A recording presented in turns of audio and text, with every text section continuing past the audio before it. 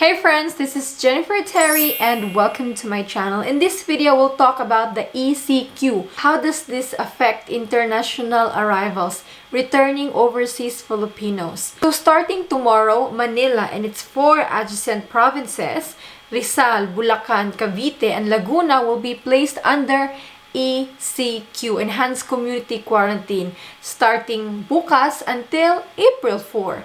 So, how many days is that? 29, 30, 31 plus 4. Oh, just 1 week. Now, what does ECQ mean? So, we have a history of ECQ last year and it was just one word, chaotic. Talagang napakagulo ng ECQ last year. But I think this year is much better because the government, I think, more organized than last year. Now, with the ECQ, people who are under 18 and over 65 and those with immunodeficiency, comorbidity, and other health risks, including pregnant women, are not allowed to go outside their homes unless it's highly essential reason. So, for example, pregnant women, check-ups, go to the hospital. On the other hand, those who will be allowed to go outside their homes are those na bibili ng essential goods or services, those na magtatrabaho because they are allowed to work, and those authorized persons outside of residence. So, unlike nung last year na ECQ na napakagulo talaga, public transportation this time will be allowed to operate at such capacity and guidelines by the DOT. So, yes po. Road, rail, maritime, and aviation sectors of public transportation ay allowed at such capacity and following the protocols and as provided by the DOTR or the Department of Transportation. So yes po, meron po pong flights. Flights are allowed, inbound, outbound, domestic flights are allowed, yes.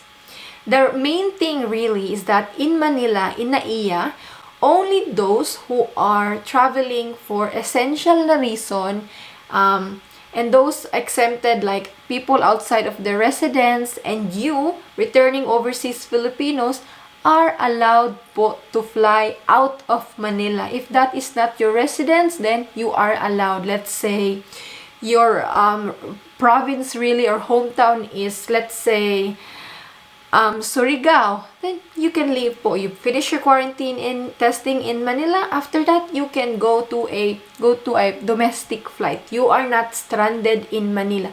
Allowed po. Meron pa ring flights. But the only thing is marami talagang flight cancellations. So early, since March 15, we've had so many cancellations because of the travel cap na 1,500.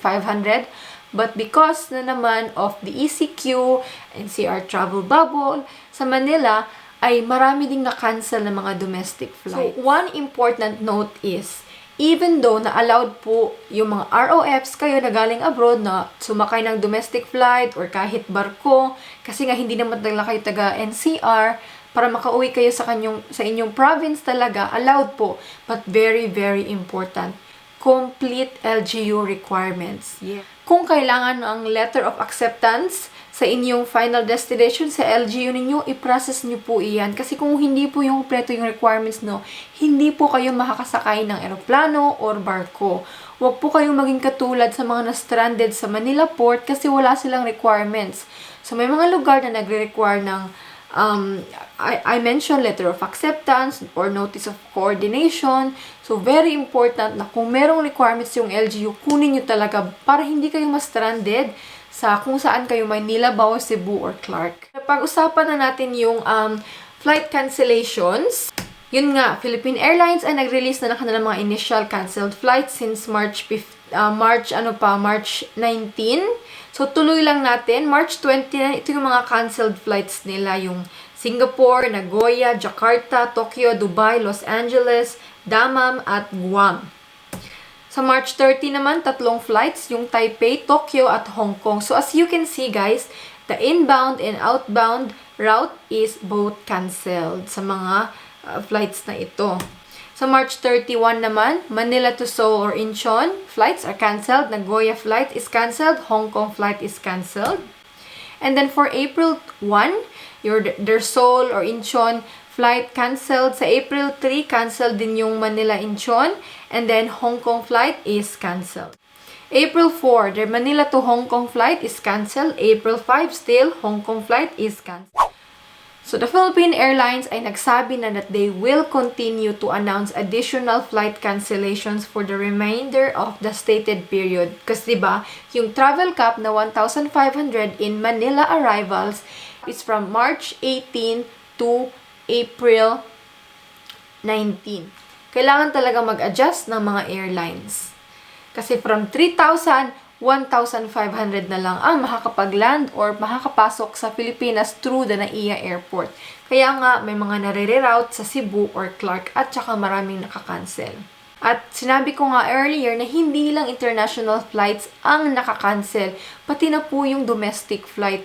Philippine Airlines, maraming domestic flights na na-cancel. So, sa March 29, yung Cebu flights nila, yung Katiklan. So, especially this Katiklan-Boracay flights because bawal. People from Manila NCR is not allowed to go outside the NCR Plus travel bubble. Kaya nga maraming na-cancel. Next, March 30, they have their Cebu flights canceled at yung Katiklan nga. March 31, Cebu din at Katiklan. And then for April 1, mas marami. Usually, mga mga tourist destinations like Cebu, Katiklan, Coron. But even Cagayan de Oro flights canceled. Yung Iloilo canceled din. Tagbilaran flights canceled.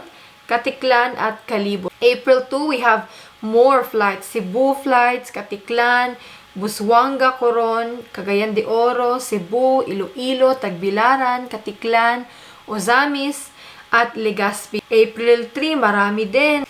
So, kawawa yung mga nasa quarantine hotel at saka yung quarantine hotel ngayon, tapos nalaman nilang cancel yung domestic flight nila. At saka hindi lang Philippine Airlines yung nag-cancel, pati din yung AirAsia at Cebu Pacific.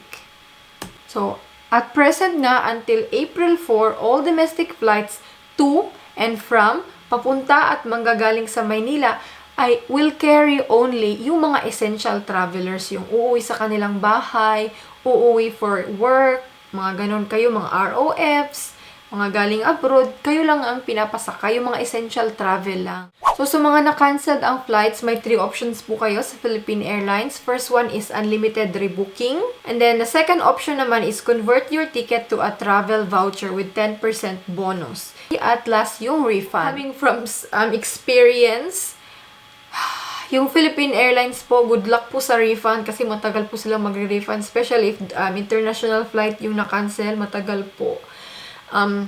If, let's say, na-cancel yung flight mo papuntang Pinas and let's say you are a balikbayan, former Filipino, and you think, it's too chaotic right now, it's too messy, maybe I will postpone my flight, maybe I will fly to the Philippines later this year na lang.